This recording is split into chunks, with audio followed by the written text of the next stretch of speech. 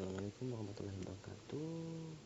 Pada kali ini saya atas nama Francisco Di Matteo dengan NIM 1389 pada kali ini akan mempresentasikan mata kuliah atau memenuhi tugas presentasi mata kuliah keamanan jaringan dengan judul presentasi yakni presentasi pentingnya security assessment, analysis, dan assurance.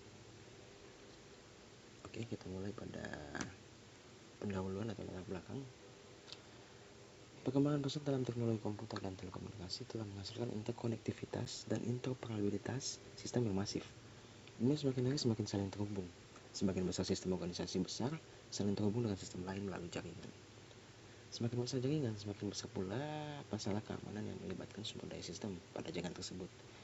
Maka semakin besar jaringan juga, maka semakin besar pula masalah keamanan yang melibatkan sumber daya sistem pada jaringan tersebut. Risiko dan potensi seseorang yang menyusup ke dalam sistem ini untuk melakukan sabotase, vandalisme, dan pencurian sumber daya yang sangat tinggi. Untuk jaminan keamanan sistem jaringan, risiko tersebut harus dinilai untuk menentukan kecukupan langkah-langkah keamanan dan perlindungan yang ada, dan juga menentukan apakah peningkatan dalam langkah-langkah yang ada diperlukan. Proses penilaian tadi tersebut terdiri dari analisis yang komprehensif dan berkelanjutan terhadap risiko ancaman keamanan terhadap sistem yang melibatkan audit sistem, menilai kerentanan sistem, dan mempertahankan kebijakan keamanan dan dapat dikreditkan, serta rezim yang kuat untuk pemasangan patch dan pembaruan keamanan. Keamanan sendiri adalah merupakan sebuah proses. Jaminan keamanan adalah kondisi keamanan yang berkesinambungan dari proses keamanan, dimulai dengan kebijakan keamanan sistem yang menyeluruh, yang kemudian digunakan untuk spesifikasi kebutuhan sistem. Spesifikasi kebutuhan keamanan kemudian digunakan untuk mengidentifikasi ancaman terhadap sumber daya sistem. Analisis terhadap ancaman yang teridentifikasi per sumber daya kemudian dilakukan. Kerentanan tadi yang teridentifikasi oleh ancaman kemudian dinilai, dan jika langkah-langkah keamanan yang diambil cukup baik, maka mereka kemudian disertifikasi bersama dengan staf keamanan. Setelah sertifikasi, komponen terakhir dari proses keamanan adalah fase audit dan pemantauan. Fase ini dapat mengungkapkan lebih banyak masalah keamanan yang memerlukan peninjauan kembali kebijakan keamanan yang membuat proses mulai berulang. Proses siklus keamanan tersebut adalah jaminan keamanan sendiri. Masuk pada rumusan masalah atau identifikasi masalah. Pentingnya security assessment, analysis, dan assurance adalah menjelaskan mengapa proses-proses ini menjadi krusial dalam menjaga keamanan sistem informasi dan melindungi data sensitif dari ancaman yang berkembang pesat. Fokusnya mencakup pentingnya evaluasi secara teratur terhadap kerentanan potensial, analisis mendalam terhadap kelemahan yang ada, dan penyediaan jaminan bahwa langkah-langkah keamanan yang diimplementasikan telah efektif dan dapat diandalkan untuk melindungi infrastruktur digital. Ada beberapa topik pembahasan yang akan dibahas pada presentasi kali ini. Yang pertama adalah kebijakan keamanan sistem, membangun kebijakan keamanan, spesifikasi persyaratan keamanan, identifikasi ancaman, analisis ancaman, identifikasi dan penilaian kerentanan, sertifikasi keamanan, serta pemantauan dan audit keamanan. Masuk ke topik pertama, mengenai kebijakan keamanan sistem. Kebijakan keamanan juga menjelaskan sumber daya apa saja yang perlu dilindungi dan bagaimana organisasi dapat melindungi sumber daya tersebut. Kebijakan keamanan merupakan serangkaian kebijakan dan prosedur yang berdampak dan berpotensi membatasi kebebasan dan tentu saja juga tingkat tanggung jawab keamanan individu semua pengguna. Struktur seperti ini sangat penting bagi keamanan organisasi. Namun demikian, mari kita kualifikasikan pernyataan terakhir kami. Ada banyak pendapat tentang kegunaan kebijakan keamanan dalam gambaran keamanan sistem secara keseluruhan tentu saja, sama banyaknya dengan para keamanan. Namun, kebijakan keamanan masih penting dalam rencana keamanan sebuah sistem. Hal ini penting untuk beberapa alasan, termasuk yang pertama adalah instalasi firewall. Jika firewall yang berfungsi akan dikonfigurasi, maka basis aturannya harus didasarkan pada kebijakan keamanan yang baik. Kemudian ada disiplin pengguna. Semua pengguna dalam organisasi yang terhubung ke jaringan seperti internet melalui firewall misalnya harus mematuhi kebijakan. Kemudian tanpa kebijakan keamanan yang kuat yang harus dipatuhi oleh setiap karyawan, organisasi dapat mengalami kehilangan produktivitas karena karyawan mungkin menghabiskan waktu untuk memperbaiki lubang, memperbaiki kerentanan, dan memulihkan data yang hilang atau disusupi di antara hal-hal lainnya. yakni sebagai berikutnya. Yang pertama adalah memiliki dukungan dari manajemen puncak organisasi. Yang kedua adalah jelaskan dengan tepat visi yang jelas tentang lingkungan yang aman, yang menyatakan apa yang perlu dilindungi dan alasannya tentu saja. Yang ketiga adalah mengenai tetapkan prioritas dan biaya dari apa yang perlu dilindungi. Keempat, membuat lembaga clearing, keamanan dan otoritas. Yang kelima adalah bersikap dan cukup fleksibel untuk beradaptasi dengan perubahan baru. Yang keenam adalah ditetapkan secara konsisten di seluruh organisasi. Dan yang ketujuh, melibatkan semua orang dalam organisasi dengan secara eksplisit, menyatakan peran yang akan dimainkan setiap orang dan tanggung jawab setiap orang dalam keamanan organisasi dan lain sebagainya. Topik selanjutnya adalah mengenai membangun kebijakan keamanan. Membangun kebijakan keamanan itu mempunyai bagian-bagian lagi. Bagian pertama adalah mengenai matriks hak akses kebijakan keamanan. Matriks hak akses kebijakan keamanan berisi tentang pertimbangan pertama dalam membangun kebijakan keamanan adalah membangun matriks hak akses kebijakan keamanan M/4 SR, di mana S/4 himpunan atau himpunan semua kelompok pengguna. Beberapa kelompok mungkin memiliki satu elemen, dan R/4 merupakan himpunan sumber daya sistem. Sebagai contoh, R/4 atau network host, switch, router, firewall, server access, database, file email, sistem, situs web, titik akses jarak jauh, dan lain sebagainya. Dan S/4 atau administrator, teknisi pendukung, pengguna sumber daya manusia, pengguna pemasaran, dan lain sebagainya.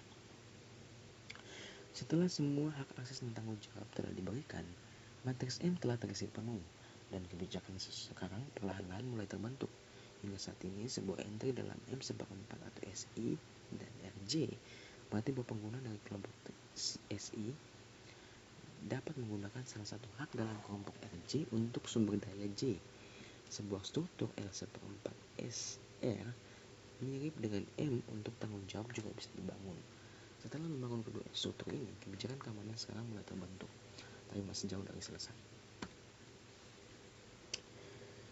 Dari matriks akses kebijakan keamanan itu terbagi lagi, yakni pembatasan akses logis ke sumber daya sistem. Membatasi akses ke peralatan dan segmen jaringan yang digunakan. Yang pertama adalah mengontrol pencegahan yang secara unik, mengidentifikasi setiap pengguna yang berwenang atau melalui mekanisme kontrol akses yang telah ditetapkan seperti kata sandi dan menolak pengguna lain. Yang kedua adalah kontrol detektif yang mencatat dan melaporkan aktivitas pengguna, baik itu yang berwenang maupun penyusup. Hal ini dapat menggunakan sistem deteksi penyusupan, pengendalian sistem, dan pencatat aktivitas lainnya. Catatan tersebut dilaporkan kepada pihak yang bertanggung jawab untuk ditindaklanjuti. Yang kedua adalah menciptakan batas-batas antar segmen jaringan, terbagi atas dua, yakni yang pertama adalah untuk mengontrol arus lalu lintas antara segmen kabel yang berbeda seperti subnet dengan menggunakan filter alamat IP untuk menolak akses subnet tertentu. Dengan alamat IP dari host yang tidak dipercaya, izinkan atau tolak akses berdasarkan alamat subnet jika memungkinkan dan memiliki kebijakan perutian yang sesuai untuk menentukan bagaimana lalu lintas dikendalikan dan tersebut. Yang kedua adalah mengenai keamanan fisik, sumber daya, dan lingkungan lokasi. Melindungi infrastruktur fisik termasuk media dan jalur pemasaran kabel fisik. Pastikan penyusup tidak dapat menguping di antara jalur yang dapat dengan menggunakan detektor seperti reflektor domain. Waktu untuk kabel koaksial dan bagi optik menggunakan reflektor domain waktu optik untuk serat optik. Mengamankan lingkungan lokasi, pastikan lokasi tersebut seaman mungkin dari ancaman keamanan yang disebabkan oleh yang pertama adalah kebakaran, yakni berupa pencegahan, perlindungan, dan deteksi. Kemudian ada disebabkan oleh air, lonjakan daya listrik, suhu atau kelembaban, bencana alam, dan medan magnet. Yang ketiga adalah mengenai pembatasan kriptografi. Memastikan perangkat lunak dan data semacam ini membutuhkan teknik kriptografi yang kuat. Jadi kebijakan keamanan organisasi harus menyatakan pertimbangan algoritma kriptografi untuk memastikan integritas data. Cara terbaik untuk memastikan sebaik mungkin bahwa lalu lintas di jaringan adalah valid adalah hal-hal sebagai berikut. Yang pertama, layanan yang didukung seperti firewall, mengandalkan header TCP, UDP, ICMP, dan IP, serta nomor port, sumber, dan tujuan TCP dan UDP dari setiap paket untuk mengizinkan atau menolak paket. Yang kedua, autentikasi simulator melintas jaringan. melintasi jaringan, termasuk lalu lintas khusus untuk operasi infrastruktur jaringan yang aman seperti pembangunan tabel POTN. Yang ketiga adalah checksum, untuk melindungi dari injeksi paket palsu dari penyusup dan dikombinasikan dengan teknik nomor urut, melindungi dari serangan replay. Yang terakhir adalah perangkat lunak yang tidak terkait dengan pekerjaan tidak akan digunakan di komputer manapun yang menjadi bagian dari jaringan. Selanjutnya adalah mengenai kebijakan dan prosedur. Kebijakan prosedur itu terdiri lagi atau menjadi ada bagian-bagiannya lagi. Yakni bagian pertama adalah serangan umum dan kemungkinan pencegahannya. Beberapa pencegahan yang paling umum untuk serangan umum meliputi hal berikut ini, yakni mengembangkan kebijakan untuk mengisolasi host internal atau host di belakang firewall dari daftar serangan umum. Yang kedua adalah mengembangkan kebijakan untuk melindungi server web, server FTP, dan server email yang mana paling berisiko karena meskipun mereka berada di belakang firewall, host manapun bahkan yang ada di dalam jaringan dapat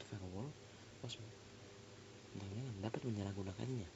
Anda biasanya lebih baik menempatkan penyedia layanan yang terbuka itu pada zona demilitarisasi atau demilitarisasi atau DMZ, memasang port malu. Yang kedua adalah mengenai staff. Isi dari staff ini adalah mengangkut karyawan untuk posisi-posisi dalam implementasi dan pengoperasian infrastruktur jaringan yang memiliki kemampuan dan latar belakang yang telah diperiksa. Yang kedua adalah meminta semua personel yang terlibat dalam implementasi dan mendukung infrastruktur jaringan harus menghadiri seminar keamanan untuk meningkatkan kesadaran. Yang ketiga adalah mengenai instruksikan semua karyawan yang bersangkutan untuk menyimpan semua cadangan di area khusus yang terkunci. Selanjutnya adalah mengenai sertifikasi peralatan. Untuk memastikan bahwa peralatan pokok di atas digunakan, lakukan segala upaya untuk memastikannya. Pertama adalah mengenai semua peralatan baru yang akan ditambahkan ke infrastruktur harus memenuhi persyaratan keamanan yang ditentukan, dan setiap lokasi infrastruktur harus memutuskan fitur dan fungsi keamanan yang diperlukan untuk mendukung kebijakan keamanan. Yang selanjutnya adalah berikut ini adalah panduan yang baik dalam pemilihan peralatan yang berkualitas. Tentu saja. Yang pertama adalah semua peralatan infrastruktur harus lulus proses sertifikasi akuisisi sebelum dibeli. Yang kedua adalah mengenai semua gambar dan konfigurasi baru harus dimodelkan dalam fasilitas pengujian sebelum diterapkan. Yang ketiga adalah semua pemadaman jaringan terjadwal utama dan gangguan layanan harus diumumkan kepada mereka yang terpengaruh jauh sebelumnya. Yang terakhir adalah penggunaan alat portable, karena penggunaan alat portable seperti laptop ini selalu menimbulkan risiko keamanan. Kembangkan panduan untuk jenis data yang diizinkan untuk disimpan di hard drive alat portable dan bagaimana data tersebut harus dilindungi. Selanjutnya adalah mengenai jejak audit dan bukti hukum. Mempersiapkan kemungkinan tindakan hukum dengan menyimpan catatan lalu lintas dan mencatat setiap penyimpangan dari perilaku normal yang ditentukan. Penyimpangan tersebut merupakan petunjuk pertama terhadap masalah keamanan. Menyimpan data yang dikumpulkan secara lokal pada sumber daya hingga suatu peristiwa selesai. Setelah itu data tersebut dapat dibawa sesuai dengan cara yang telah ditetapkan, yang melibatkan enkripsi ke lokasi yang aman. Yang terakhir adalah mengamankan data audit di lokasi dan dalam cadangan. Selanjutnya mengenai masalah privasi. Ada dua area yang menjadi perhatian terkait dengan jejak audit. Yang pertama adalah masalah privasi dari data yang dikumpulkan pada pengguna. Kemudian yang kedua adalah pengetahuan tentang perilaku yang mengganggu orang lain, termasuk karyawan organisasi itu sendiri. Selanjutnya adalah mengenai pelatihan kesadaran keamanan. Pengguna komputer dan jaringan komputer harus dibuat sadar dan akan konsekuensi keamanan yang disebabkan oleh tindakan tertentu. Pelatihan harus diberikan kepada semua personel. Pelatihan harus difokuskan dan melibatkan semua jenis keamanan yang dibutuhkan dalam organisasi. Teknik kontrol internal yang akan memenuhi persyaratan keamanan organisasi dan bagaimana mempertahankan keamanan yang telah dicapai. Karyawan yang memiliki tanggung jawab keamanan jaringan harus diajari teknik-teknik keamanan yang mungkin tidak dimiliki oleh masyarakat umum. Metodologi untuk mengevaluasi ancaman dan kerentanan agar dapat menggunakannya untuk mempertahankan keamanan organisasi. Kemampuan untuk memilih dan mengimplementasikan kontrol pengamanan dan pemahaman menyeluruh tentang pentingnya apa yang berisiko jika keamanan tidak dijaga. Kemudian terakhir adalah mengenai sebelum memberikan informasi apapun, karyawan harus mengidentifikasi secara positif siapa yang mereka hadapi. Selanjutnya mengenai penanganan insiden. Keamanan jaringan atau organisasi tergantung pada apa yang dikatakan oleh rencana keamanan yang harus dilakukan untuk menangani insiden keamanan. Jika responnya cepat dan efektif, kerugiannya mungkin tidak ada atau minimal. Namun, jika responsnya ceroboh dan lambat, kerugiannya bisa sangat besar. Pastikan bahwa rencana keamanan jelas dan efektif. Bentuklah tim tanggap insiden sebagai kelompok inti yang terpusat, yang anggotanya berasal dari seluruh bagian organisasi, yang harus memiliki pengetahuan yang luas dan memiliki kemampuan teknis, komunikasi, dan politis yang memadai. Tim ini harus menjadi titik kontak utama jika terjadi insiden keamanan, yang bertanggung jawab untuk selalu mengikuti perkembangan ancaman dan insiden terbaru, memberitahukan kepada pihak lain mengenai insiden tersebut, menilai kerusakan dan dampak dari insiden tersebut, kemudian juga mencari cara untuk meminimalisir kerugian, menghindari eksploitasi lebih lanjut terhadap kerentanan yang sama, serta membuat rencana dan upaya untuk pulih dari insiden tersebut.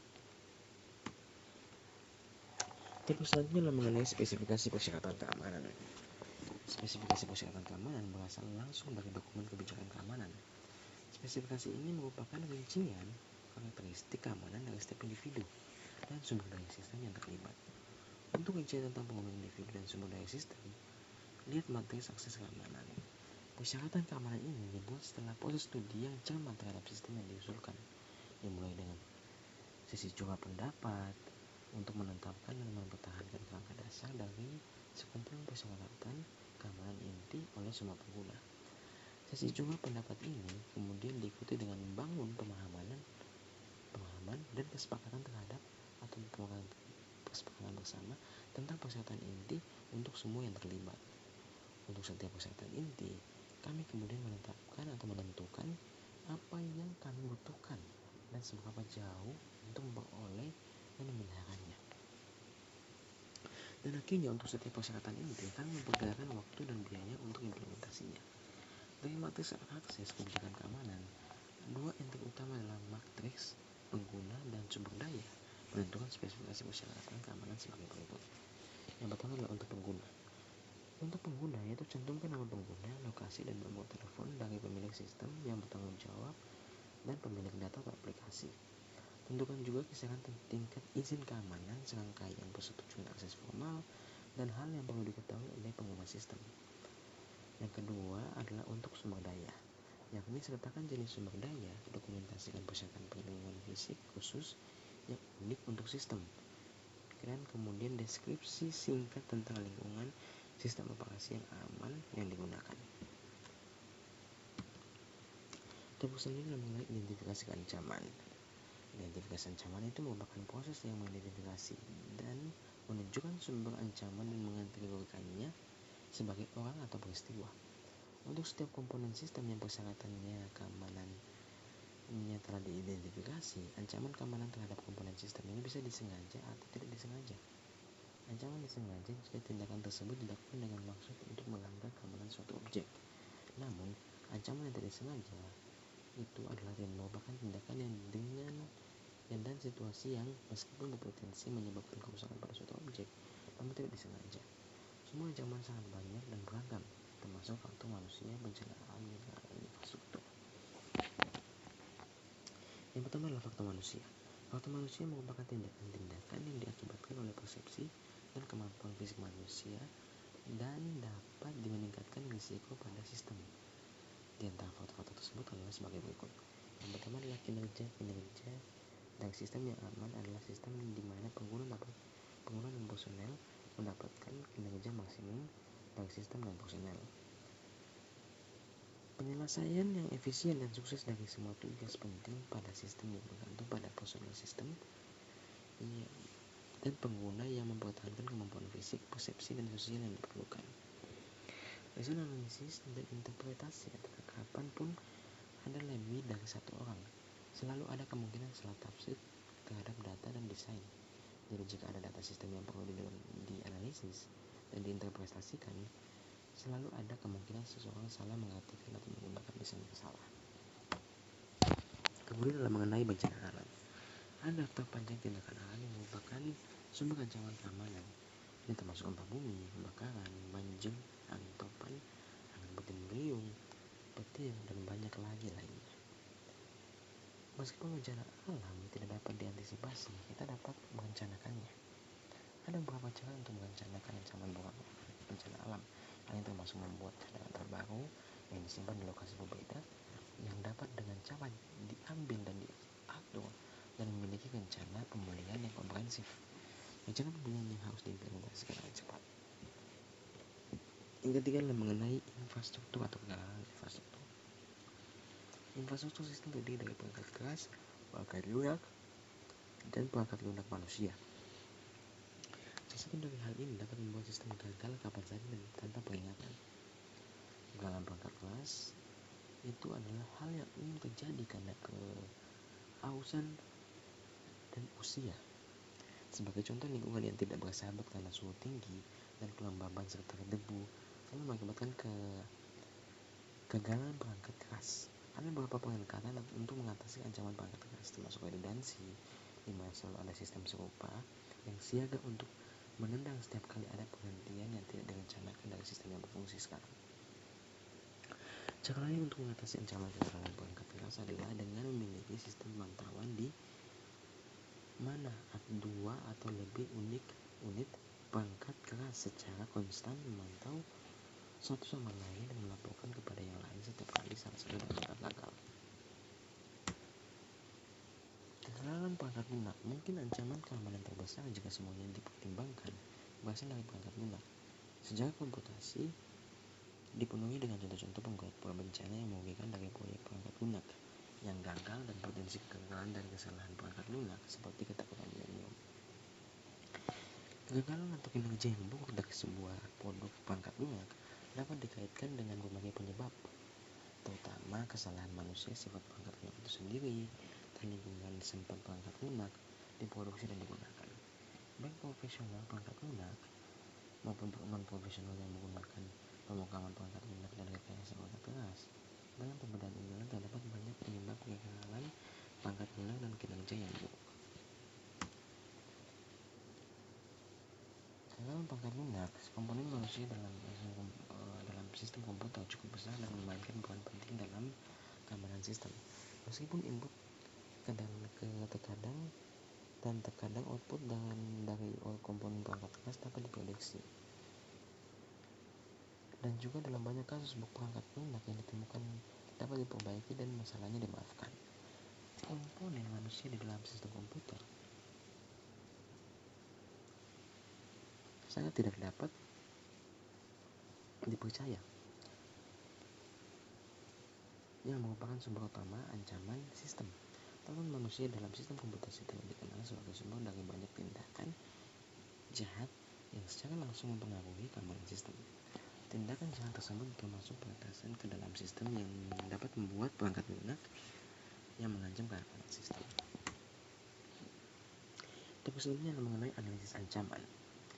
Setiap komputer yang bekerja dengan banyak sumber daya selalu menjadi target dari banyak ancaman keamanan.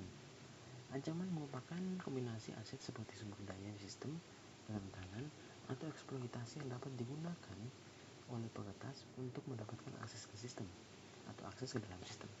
Meskipun setiap sumber daya sistem yang memiliki nilai, ada beberapa yang memiliki nilai intrinsik lebih tinggi daripada yang lain. Sumber daya seperti itu dengan kerentanan sistem yang dapat memungkinkan masuknya penyusup lebih yang terbatas. Analisis ancaman keamanan adalah teknik yang digunakan untuk analisis ancaman adalah untuk mengidentifikasi sumber daya ini dan fokus pada sumber daya tersebut. Secara umum, analisis ancaman keamanan sistem adalah proses yang melibatkan pengujian dan evaluasi yang berkelanjutan terhadap keamanan sumber daya sistem. Untuk mengevaluasi, kemudian menggunakan informasi dari evaluasi ini untuk meningkatkan keamanan sistem secara keseluruhan. Proses analisis ancaman keamanan meliputi hal berikut ini. Yang pertama adalah menentukan sumber daya dengan nilai intrinsik yang lebih tinggi, kemudian memprioritaskannya dan fokus pada daftar tersebut sebagai mekanisme pertahanan sedang mempertimbangkan kemudian mendokumentasikan mengapa sumber daya yang dipilih perlu dilindungi dalam wilayah yang ada.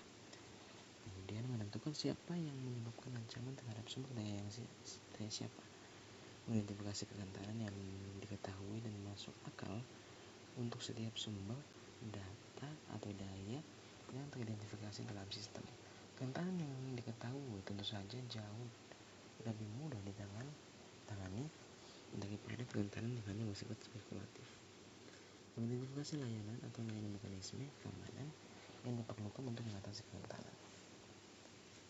Dan yang terakhir adalah meningkatkan keamanan sistem secara keseluruhan dan berfokus pada sumber daya yang teridentifikasi. Topik selanjutnya adalah mengenai identifikasi dan penilaian kerentanan. Kerentanan keamanan adalah kelemahan dalam sistem yang dapat mengakibatkan terciptanya kondisi keamanan yang dapat menyebabkan. Kondisi ini dapat berupa tidak adanya atau tidak memadainya prosedur keamanan dan kontrol fisik dan keamanan dalam sistem. Meskipun kerentanan sulit diprediksi, tidak ada sistem yang aman kecuali jika kerentanannya diketahui.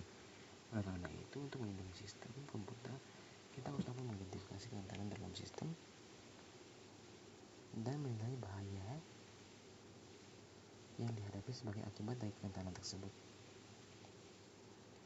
Tidak ada sistem yang dapat menghadapi ancaman keamanan kecuali jika memiliki kerentanan yang menjadi sumber insiden keamanan. Namun sangat sulit untuk mengidentifikasi semua kerentanan sistem sebelum insiden keamanan terjadi. Faktanya, banyak kerentanan sistem yang baru diketahui setelah insiden keamanan terjadi.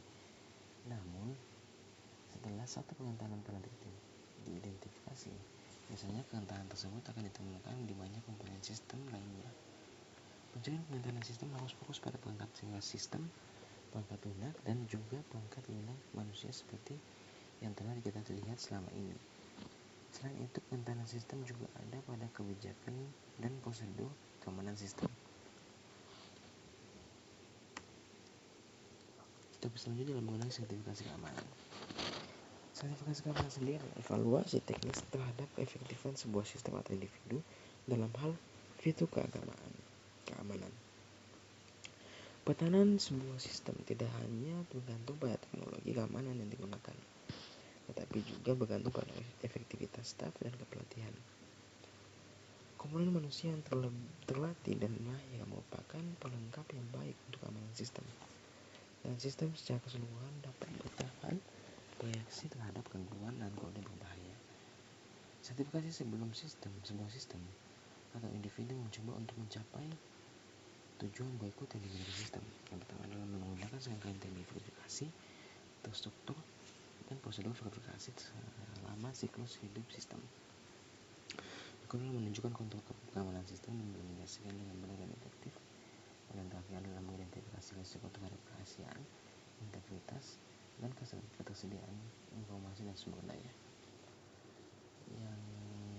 Yang kedua adalah mengenai agar proses sertifikasi dapat berjalan dengan lancar, beberapa tahapan berikut ini harus dilakukan.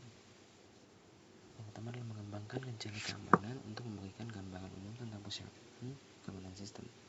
Rencana tersebut seperti yang kita lihat di atas, menjelaskan persyaratan keamanan yang ada atau yang direncanakan dan cara-cara untuk memenuhinya. Selain itu, rencana ini juga menjelaskan tanggung jawab dan perilaku yang diharapkan dari individu yang mengakses sistem. Rencana ini harus memperbarui sesering mungkin. Pengujian dan evaluasi harus dilakukan. Hal ini mencakup prosedur kualifikasi dan verifikasi untuk menunjukkan bahwa implementasi jangan memenuhi persyaratan keamanan yang dalam rencana keamanan. Penilaian risiko untuk menentukan ancaman dan kerentanan dalam sistem, mengusulkan dan mengevaluasi efektivitas berbagai kontrol keamanan, menghitung trade-off yang terkait dengan kontrol keamanan, dan menentukan risiko individual yang terkait dengan serangkaian kandidat kontrol keamanan. Sertifikasi untuk mengevaluasi dan verifikasi bahwa sistem telah diimplementasikan seperti yang dijelaskan dalam kebijakan keamanan dan bahwa kontrol keamanan yang ditentukan telah bersedia dalam beroperasi dengan baik. Hal ini memberikan gambaran umum tentang status keamanan sistem dan menyatukan sebuah informasi yang diperlukan. bagi organisasi untuk membuat keputusan yang tepat dan sadar akan risiko. Selanjutnya adalah mengenai pemantauan dan audit keamanan. Pemantauan keamanan adalah langkah yang penting dalam jaminan keamanan untuk sebuah sistem. Untuk mengatur pemantauan keamanan yang penting berkelanjutan, kontrol diterapkan untuk memantau apakah lingkungan sistem yang aman dipertahankan personel keamanan, dan terkadang manajemen kemudian menggunakan kontrol ini untuk menentukan apakah ada langkah yang perlu diambil untuk mengamankan sistem. Fokus dari kontrol pemantauan mungkin tergantung pada apa yang perlu tergantung pada manajemen sistem dan apa yang dianggap penting untuk mengamankan sistem.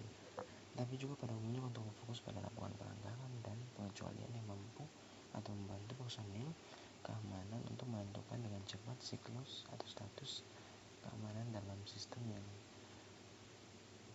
apa yang perlu dilakukan jika sistem sedang atau dipromosikan. Meskipun keputusan pemantauan dibuat oleh administrator keamanan, apa yang harus dipantau dan jumlah informasi yang dicatat biasanya ditentukan oleh manajemen atau administrator. Juga apa yang harus dimasukkan dalam laporan dan rincian yang harus dimasukkan untuk menyampaikan pemahaman terbaik secara keseluruhan tentang status keancaman atau keamanan sistem harus diputuskan oleh administrator keamanan.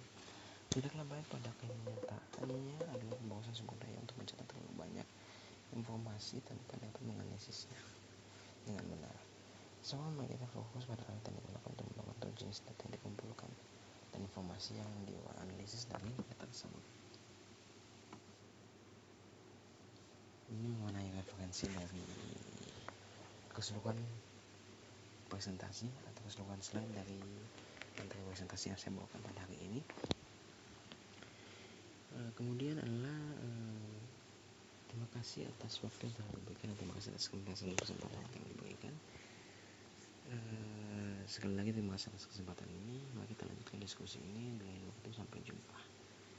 Saya Tentang Francisco Limato dengan Indonesia 2009 undur diri, dan terima kasih atas waktu yang diberikan. Terima kasih atas kesempatan yang telah diberikan dan selamat malam.